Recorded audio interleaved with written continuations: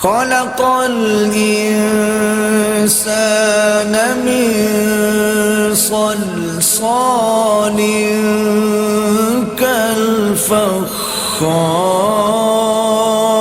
كالفخار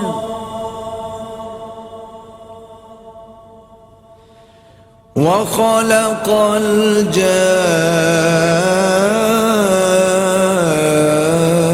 الجان من مارج من نار